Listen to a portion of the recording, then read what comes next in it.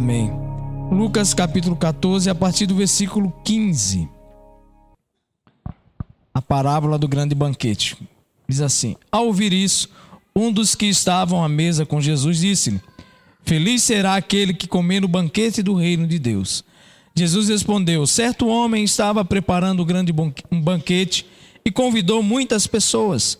Na hora de começar, enviou seu servo para dizer os que haviam sido convidados: venham, pois tudo já está pronto. Mas eles começaram um por um a apresentar desculpas. O primeiro disse: acabei de comprar uma propriedade e preciso ir vê-la. Por favor, desculpe-me. Outro disse: acabei de comprar 5 juntas de bois e estou indo experimentá-las. Por favor, desculpe-me. Ainda outro disse: acabo de me casar, por isso não posso ir. O servo voltou e relatou isso ao seu senhor. Então o dono da casa irou-se e ordenou ao seu servo: vá rapidamente para as ruas e os becos da cidade e traga os pobres, os aleijados, os cegos e os mancos. Disse o servo: o que o Senhor ordenou foi feito e ainda há lugar. Então o Senhor disse ao servo: vá pelos caminhos e valados e obrigue-os a entrar, para que a minha casa fique cheia. Eu digo a vocês, nenhum daqueles que foram convidados provará do meu banquete. Amém? Oremos sentado mesmo. Senhor Deus e Pai, fala conosco, Pai, continua nos abençoando, abre todo o nosso entendimento, para que a Tua semente possa cair em bom solo, para que possa futuramente germinar e dar frutos de 100 por 1, em nome de Jesus. Amém. Sabemos que, como eu falei ontem também, todas as parábolas têm um ensinamento central. E aqui nós, creio que a maioria já conhece, mas nós sabemos aqui que esse grande rei é Deus, e ele fez um convite para o seu povo. E esse povo rejeitou. Esse povo, que é o povo escolhido de Deus, é Israel, eles rejeitaram o convite de Deus. Então, aí o rei diz: olha, pega os aleijados, os mancos, os cegos, o importante é que minha casa esteja cheia. E graças a Deus, porque o povo de Deus o rejeitou primeiramente, porque nós entramos na história. Nós, os gentios, os pobres, cegos e aleijados. E dentro também desse contexto de missões, eu gostaria de meditar no tema: o que temos feito com o maior convite de todos? Porque missões é você dizer sim para Deus e também convidar outras pessoas a se achegarem ao reino de Deus. Missões é pregar o evangelho, fazer um convite e saber que Deus tem preparado o melhor para os seus filhos. Hoje muitos querem escancarar a porta do céu, meu querido. Mas a porta do céu continua estreita. Só os que dizem sim para o convite podem entrar. Muitos estão ficando do lado de fora, como eu falei ontem, pois pensam que pode sentar na mesa do Senhor de qualquer jeito. Pensam que pode desfrutar do banquete do Senhor de qualquer jeito. A nossa vida é feita de escolhas. E o que eu responder para Deus é o que eu vou viver. Então Deus continua ecoando, convidando para oferecer o melhor. Há consequências para as nossas respostas ao convite de Deus. Deus continua te convidando. Para quê? Para te dar o melhor. Um banquete todo especial. E esse texto vai mostrar, e eu vejo que é muito real nos nossos dias. E como diz a palavra de Deus, ela continua sendo atual. Uma palavra que é escrita há 2, 3 mil anos atrás. Então, algumas lições que nós precisamos aprender. O versículo 16 diz: Jesus respondeu: certo homem estava preparando um grande banquete e convidou muitas pessoas.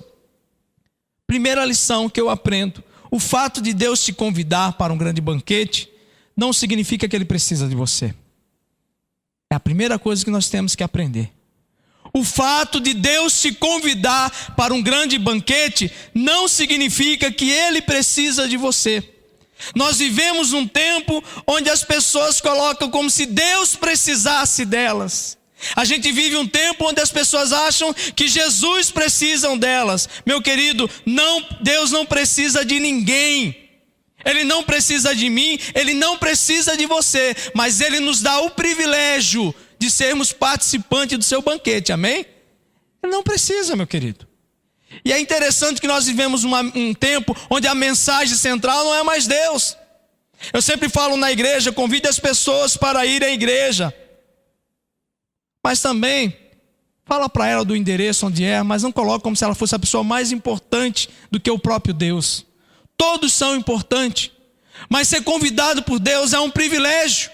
E muita gente acha que Deus precisa dela. Deus não precisa de mim. Eu estou em Juazeiro não porque Deus precisa de mim, mas porque eu tenho um privilégio de dizer sim para Ele e ser participante da obra dEle. Então Deus convidou, segundo a parábola, o rei convidou muitas pessoas e Ele continua convidando. Mas a pergunta é, o que nós temos respondido para Deus? Veja bem, tem pessoas que acham que Deus, a igreja, precisa dela. Deus não precisa de você nem a igreja. É nós que precisamos de Deus. É nós que precisamos da igreja, meu querido. É nós que precisamos. E nós vivemos um tempo onde as pessoas querem brilhar mais que Jesus. Onde as pessoas pensam que se não vier na igreja, a igreja vai se acabar. Ai, e se o pastor Hugo sair do Cariri, vai continuar do mesmo jeito, talvez até melhor, meu querido. Deus não precisa de mim, mas Ele conta comigo, Ele conta com você. Ele nos deu o privilégio. Os anjos queriam pregar, mas Deus nos deu esse privilégio. Então veja o convite de Deus como privilégio, meu querido, não como peso. Hoje a gente vê as pessoas tratando a obra de Deus como peso. As pessoas começam, vai dar a hora do culto, ai meu Deus, vou ter que ir para o culto de novo. Sabe por quê, meu querido? Aí volta a mensagem de ontem, falta azeite, falta unção, falta Espírito Santo, falta relacionamento com Deus. E veja, esse rei preparou um grande banquete. Imagine aí um grande fazendeiro, preparou, matou um monte aí de boi, né? Fez umas costelas aqui, igual eu vi aqui, e comi, né? Preparou o melhor, meu querido, para mim e para você. Agora, cabe a mim e a você entender que isso é um privilégio. Se você não viesse comer a costela, garanto que ia comer do mesmo jeito, amém? Até eu comi a costela. Ah, eu não vou, não vai ter mais o churrasco. Engano seu. E pelo lado humano, melhor ainda vai sobrar mais. Sobrou até para o missionário aqui, né? Então, meu querido, aprenda isso essa noite. Quando alguém te convidar para a igreja, ou você convidar alguém, fale para ele que isso é um privilégio. Não é porque a igreja precisa dele, não é porque Jesus precisa dele, mas é o contrário. É ele que precisa de Jesus, é ele que precisa da igreja. É diferente. Nós não podemos colocar as pessoas aqui e colocar como se elas fossem as pessoas mais importantes do que o próprio Deus. Somos importantes, somos amados por Deus, mas entenda, Deus não precisa de mim, Deus não precisa de você, e é um privilégio ser convidado por Deus, é um privilégio ser participante da obra de Deus. E aí vem o versículo 18, que é bem atual, né? Aí veio o convite. O que eles começaram a fazer? Um por um apresentar o quê? Desculpa. Isso é antigo, meu querido. Segunda lição, quem vive dando desculpas para Deus nunca usufruirá do melhor de Deus. Quem vive dando desculpa para Deus nunca usufruirá do melhor de Deus. Hoje não é diferente. As pessoas vivem dando desculpa para Deus e o seu reino. Ah, comprei uma terra e vou ver. Como que alguém compra uma terra sem ver? Principalmente nos dias de hoje. Ah, eu casei. O que tem a ver você casar e não ter tempo para Deus? O que tem a ver você fazer um negócio e não ter tempo para Deus? Meu querido, por recusarem desfrutarem o banquete de Deus, perderam a bênção. Perderam a bênção. E hoje nós vivemos uma geração de desculpa. Só em Juazeiro, vou falar da minha igreja, ok? Eu não conheço a realidade. Chega lá na igreja, a pessoa nunca tem tempo para Deus. Quando está no hospital, tem tempo ou não tem? Eu não tenho tempo. Lá em São Paulo, os paulistas, eles acham, posso falar de paulista, que a minha esposa é, também cresci lá, então estou falando da minha cultura. Eles acham que só eles trabalham no Brasil. E aí tem aquela ideia que no Nordeste ninguém trabalha. E aí, quando tem algum paulista aqui? Se vier, levanta a mão aí. Cafezinho de paulista, principalmente da capital, não estou falando do interior, né, Angélica? Mas na capital, quando um paulista falar assim para você, vai tomar um cafezinho qualquer dia em casa, esse qualquer dia, meu querido, é igual a volta de Jesus. Ninguém sabe o dia nem a hora. Quando você fala assim, cadê o meu cafezinho? Sabe o que ele vai dizer? Rapaz, desculpa, tô na correria. Virou status hoje dizer que está na correria. Os crentes hoje estão na correria, mas fazendo o quê? Lendo a Bíblia, indo para o culto? Não. Estou correndo atrás do prejuízo, estou correndo atrás porque se eu não trabalhar, quem vai trabalhar por mim? É Deus que te deu o teu trabalho, meu querido. É Deus que te dá saúde para você trabalhar. Não é pela sua força, não é pelo seu talento, mas é pela graça de Deus que você trabalha. Deus tem te dado o melhor. E quantas vezes nós estamos dando desculpa? Geralmente essas pessoas nunca prosperam na vida espiritual. Se tornam como mendigos espirituais. Depende sempre dos outros para viverem bem. Porque vivem se recusando. Deus convidando para um banquete maravilhoso. Deus, Ele veio ao mundo e deu o seu melhor, mas nós queremos dar migalhas para Deus. E aí, meu querido, enquanto Deus tem um grande banquete para você, você está acostumado só com a comida russa de missionário, roscovo, né? Arroz com ovo, roscovo, para ficar chique, que pobre inventa, né? Deus tem um filé mignon para você, meu querido. Deus tem o melhor. Ele quer te dar o melhor. Agora eu pergunto, você acha? A Bíblia diz que Deus sonda e conhece os nossos? Quando chega o irmão e fala assim, pastor, eu não fui, não quero nem saber. Deus sabe o teu coração e o porquê. Não me faça pecar também. Porque às vezes a gente vai fingir que acredita, né? Para ser educado. Então, meu querido, Moisés chegou a um certo momento, ele começou a dar o quê? Desculpa. Porque ele ficou frustrado. Aí Deus falou assim, Moisés, eu não sei falar, eu vou arrumar alguém para falar. Mas se eu for, quem que eu vou falar que mandou? O eu sou. E Moisés, Deus começou a tirar todas as desculpas. Cuidado, se você acha que o teu trabalho é desculpa, Deus pode tirar o teu trabalho, sabia? Se a tua família é desculpa, cuidado. Deus pode tirar a tua família. Sabe por quê? Família é aquele que faz a vontade do Pai. Está na Bíblia. Está na Bíblia, não está? Quem foi que falou isso? Foi Jesus. Você vai contra Jesus? Eu não vou. Porque muitas vezes nós queremos mascarar a palavra de Jesus. Olha, Jesus, sua mãe, seus irmãos estão aí. Num certo momento, o que os irmãos de Jesus estavam falando? Mãe, Jesus está doido, ele está falando que é o Messias. Aí depois, quando Jesus começou a espalhar a fama, e não é assim também família? Quando a gente está, meu querido, como eu vivi com a minha esposa, sabe quem me acolheu? Foi a família de Deus. Foi os engravatados que eu tirava sarro. A minha família só restou a minha esposa e as minhas mães, que eu tenho duas. Os outros fizeram sabe o quê? Os primos, tio, bonitinho, sumiram tudo. E ainda falou assim, a senhora ainda perde tempo com esse menino. Essa é a família que muitas vezes nós deixamos de estar com a família de Deus para estar com essa família que muitas vezes tem nos afastado de Deus e achamos que estamos agradando Deus simplesmente para estar com a família no lugar de estar com a família de Deus. Minha prioridade é a família de Deus. O que vocês fizeram aqui para mim, nem minha família fez. Por isso que eu amo a família de Deus.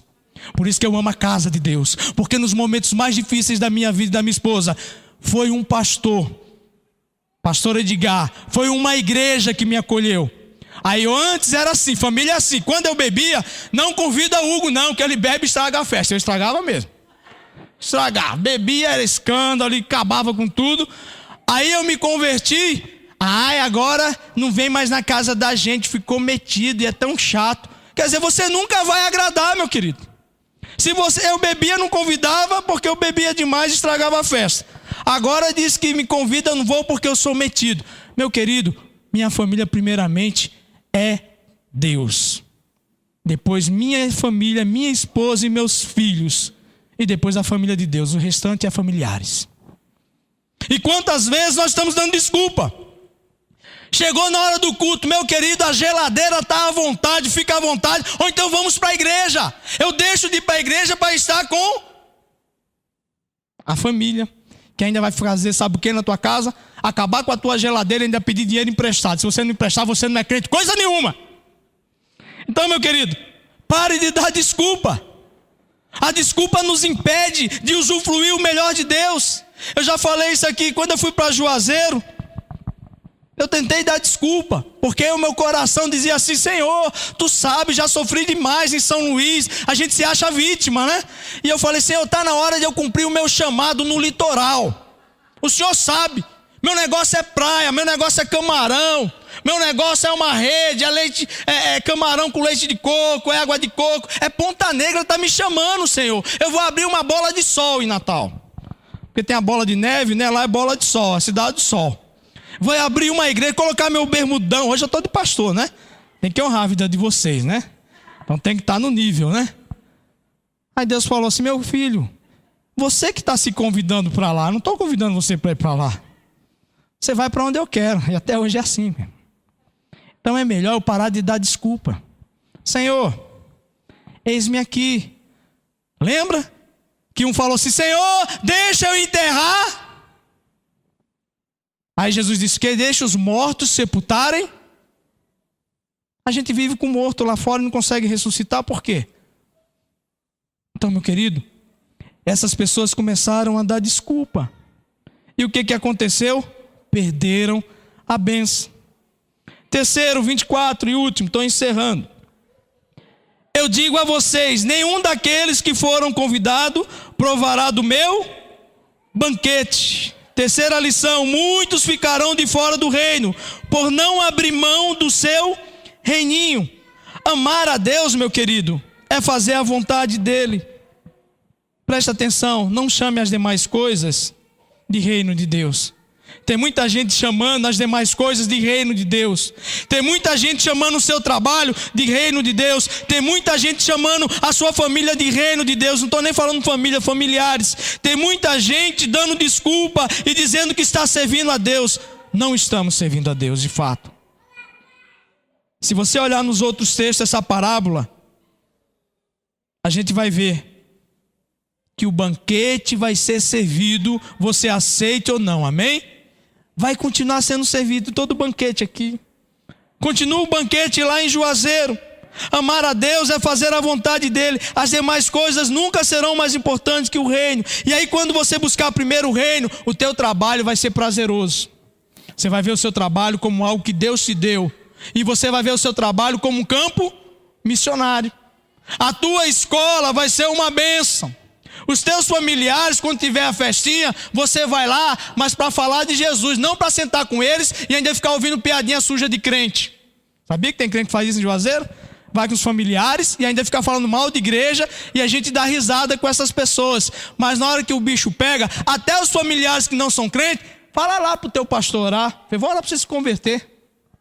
Sabe? Eu não quero ficar de fora do banquete de Deus. Eu não quero ficar de fora daquilo que o Senhor tem. Trocar o reino ou a igreja. Tem gente que vive trocando de reino. Igreja não é o reino. Igreja faz parte. Não adianta você trocar de igreja se você não trocar a sua mentalidade de servir a Deus primeiramente, meu querido. Tem muita gente que troca de reino, de igreja, mas não muda o caráter. Porque não consegue parar de dar tanta desculpa. Então, meu querido, uma hora Deus vai pedir o teu Isaac. Vai chegar o momento que Deus vai falar: chega, me dá o teu Isaac. Conta a história de uma menina que tinha um violino. E ela não se separava desse violino. Até que falaram assim: não, mas você precisa deixar esse violino, né, e servir a Deus. E ela falou assim: não, eu não quero saber, eu não vou largar o meu violino. Até que um belo dia, ela não largava por nada aquele violino. Vivia com seu violino, não tinha tempo para Deus, porque tudo era o seu violino. E um belo dia ela encostou aquele violino e falou assim: eu não quero mais saber desse violino. E aí Deus falou: eu não quero o seu violino. Eu quero apenas o lugar do seu violino.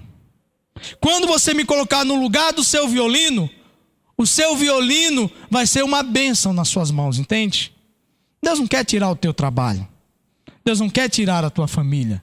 Deus quer apenas o lugar que isso tem ocupado no teu coração. Porque idolatria é tudo aquilo que eu coloco no lugar de Deus. Não é só imagem. Idolatria é tudo aquilo que eu coloco acima de Deus, acima do reino de Deus, meu querido. Então, que você aprenda nessa noite. As desculpas têm te impedido de experimentar o melhor de Deus. Você pode ter muito mais do que você tem hoje. Eu não estou falando de financeiramente. Eu estou falando de riqueza emocional, de riqueza espiritual. Onde eu passo por tribulação, mas eu tenho fé, eu tenho convicção que Deus está me sustentando. Porque Ele é o meu maior tesouro. Porque Ele é a minha maior riqueza. Porque não existe banquete melhor do que o banquete do Senhor Jesus Cristo. E quantas pessoas têm trocado o banquete de Jesus pelos manjares do rei lá fora, meu querido? Daniel decidiu não se contaminar. E aquele alfacezinho foi suficiente para ele ficar fitness, mais bonito e mais forte. Porque ele decidiu não se contaminar. Nós queremos fazer as coisas para Deus contaminado. E a contaminação não começa externamente, é no coração. Muitas vezes nós temos dado ouvido para o nosso coração e dizer que é Deus. Deus não fala aquilo que está fora da palavra dele. Deus nunca vai falar algo que não esteja dentro da palavra dele. Tudo tem que estar dentro da palavra. Então Deus convidou um povo, eles rejeitaram. E disse que vai chegar o momento que eles vão se voltar para Deus. Mas nós entramos na história. Nós somos os aleijados, os mancos. E nós vamos desfrutar primeiro do que aqueles que foram chamados. Porque nós falamos sim. Então a palavra de Deus continua a mesma. As desculpas são indesculpáveis. Só serve para si mesmo. Tem gente que mente tanto para si, que ele fica se enganando toda hora na frente do espelho. Sabe, queridos, Deus não te chamou para ser perfeito. Deus te chamou para ser sincero. Um ladrão sincero entrou no reino primeiro. Porque ele foi sincero, porque ele se arrependeu. Então nós devemos pegar o nosso coraçãozinho que é mentiroso e examinar. Por que eu não li a Bíblia hoje? Não tenho tempo para ler a Bíblia, mas tenho 4 horas para ficar no Face. Por que eu não tenho tempo de ir para a igreja? Estou preocupado com o horário, se quando eu estou na frente da televisão, eu não estou preocupado com o tempo. Por que eu não fui para a escola bíblica? É porque realmente eu estava enfermo. Só tem uma enfermidade que te impede de ir à igreja. É a mesma enfermidade que te impede de trabalhar e estudar. Fora isso é conversa. As pessoas lá em Juazeiro, tem um pessoal que só tem dor de cabeça na hora do culto, pastor. Incrível. Tem uns que 2 horas da tarde já ligam para mim: pastor, eu não vou no culto, estou com dor de cabeça. O culto é 6 horas. 2 horas já está profetizando. Falei: meu querido, já tomou Doril, já tomou um remédio, já orou? Não, então como você está profetizando? Aí eu falo: Senhor, se for mentira, dá 10 vezes mais uma dor de cabeça do que ela está falando. Para aprender a não enganar.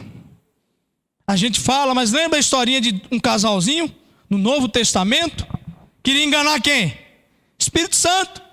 Aí Pedro falou assim: não foi a mim, né? Que você me enganou, mas vocês mentiram ao Espírito Santo. Então o banquete de Deus não é para qualquer um. Na mesa de Deus não se sentem escarnecedores, meu querido. Por isso é melhor desfrutar de um banquete com o rei do que viver dando desculpa para viver uma vida infrutífera e ainda fora do reino. Eu prefiro o pouco com Deus. O provérbio diz que é melhor o pouco com Deus. Porque o pouco de Deus se torna muito. Sabe por quê? Porque o pouco com Deus traz paz no coração. O pouco de Deus, você vai poder dormir com a sua consciência tranquila. O pouco de Deus é suficiente para você viver a vida que Ele quer. Então nessa noite, eu não sei como você tem respondido ao convite de Deus. Mas Ele continua te convidando. Primeiro, para a salvação. Segundo, para uma mudança de vida.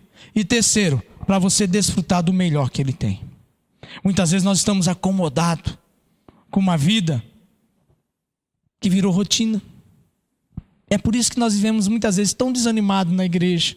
Nós não temos força para abrir a boca para cantar. Mas quando estamos em casa, basta tocar um Pablo, está lá o pezinho do crente mexendo. Manita, com o pezinho mexendo. Mas na casa de Deus, ai, que louvor chato. O louvor não é para você, meu querido, nem é para mim. O louvor é para Deus. É para Ele toda a honra, é para Ele toda a glória, é para Jesus Cristo. Jesus não precisa de mim, é eu que preciso de Jesus. A igreja não precisa de mim, é eu que preciso da igreja de Cristo. Mas simplesmente Ele nos deu o privilégio de ser participante do reino. E isso é um privilégio, meu querido. Nós deveríamos nos alegrar, porque Jesus nos escolheu. Sabe para quê? Para ser representante do reino dele. Que Deus abençoe.